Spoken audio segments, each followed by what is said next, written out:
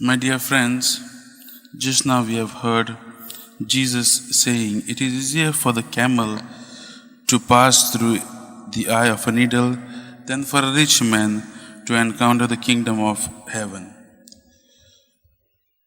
Sometimes when we think what is this eye of a needle means, so in Jerusalem, in the Temple Mount where where the Grand Temple is, and where Jesus used to go, there used to be a gate, a huge gate, and on that gate there is a small door, only which one man can pass through.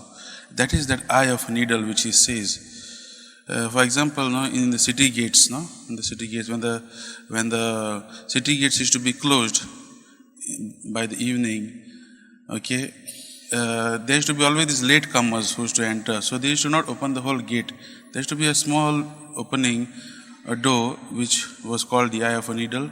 Like for the merchants and all who used to come, they used to come with a camel loaded with a lot of things. They used to unload the camel and then fit the camel through that eye of a needle.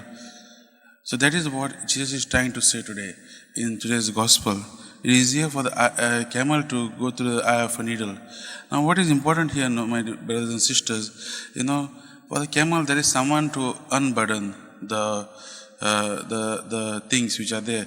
But for a rich man, there is no one. So for a rich man, the riches which he has accumulated, sometimes it is very difficult for him to unload. And that is what he says. Jesus is not against the rich. Jesus is not against those who are wealthy. But he is trying to tell us that we should not be too much attached to this richness. We must not be too much like, the riches should not be like our life. He wants us to give ourselves fully to him. He wants us to give ourselves fully in the hands of God. Riches should be the things which we use to help others. And that is what Jesus is trying to tell us.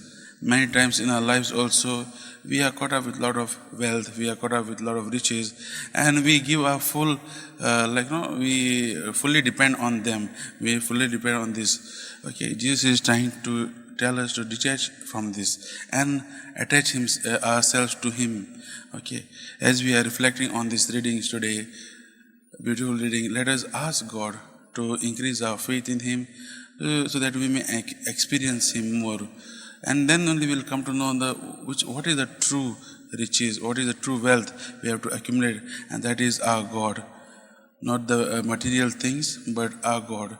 So let us, as we are reflecting on this reading, ask God to increase our faith in him, and ask God to experience him. So that once we experience him the material riches will be nothing for us. We will be free from ourselves, and we will be able to go through any difficulties, any trials which come in our way, and our God will help us. So as we are reflecting, let us ask for this grace.